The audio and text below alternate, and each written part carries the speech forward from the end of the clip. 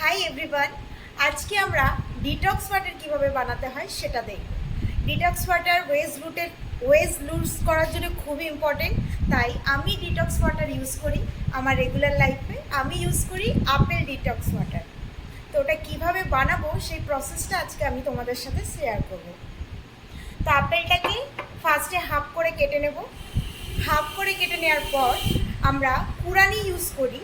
আমাদের সবারই মধ্যবিত্ত মিডল ক্লাস ফ্যামিলিতে কুরানি আছে, তো এই কুরানি ইউজ করে আপেলটা আগে গ্রেট করে নেব। আপেলটা গ্রেট করার পর এরকম দেখতে হবে। তো আপেল মানে খোসা ছাড়িয়েও ইউজ করা যেতে পারে, আর খোসা নিয়েও তোমরা ইউজ করে ভালো করে গ্রেট করে নেব। এবার এটা একটা ভালো কাচের বোতল ইউজ করব। প্লাস্টিকের বোতলের থেকে কাচের বোতল ইউজ করাটা সব থেকে ভালো।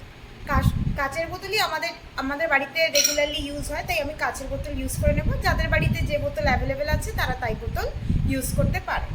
তো বোতলের মধ্যে গ্রেট করা আপেল আমি ভরে নেব, ভালো করে ভরে নেব। এই যে পুরো আপেলের ওই গ্রেট করা আপেল আমি এখানে ভরে নিয়েছি।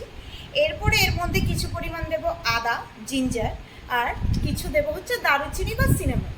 এটা কেউ সিনামন গুঁড়োও ইউজ করতে পারে বা দারুচিনি ডাইরেক্টও দিতে পারে।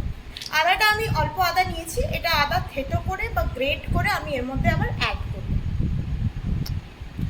তো আমি আদা গ্রেট করে নিয়ে আদাটাও আমি অ্যাড করে দেব।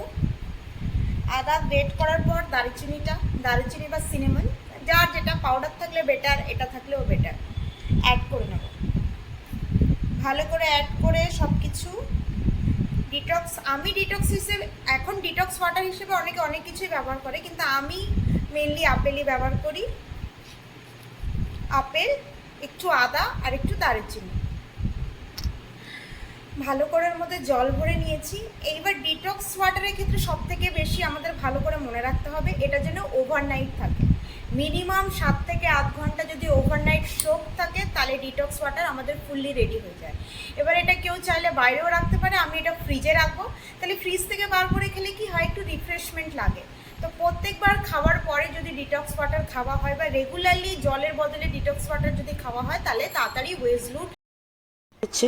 পরের দিন সকালবেলা আমি ডিটক্স ওয়াটারটা ফ্রিজ থেকে বার করে গ্লাসে ঢেলে নিয়ে দেখাচ্ছি তোমাদের। দেখো এরকম কালার আসবে, এরকম টেক্সচার হবে, একটু ইয়েলোইশ কালার আসবে।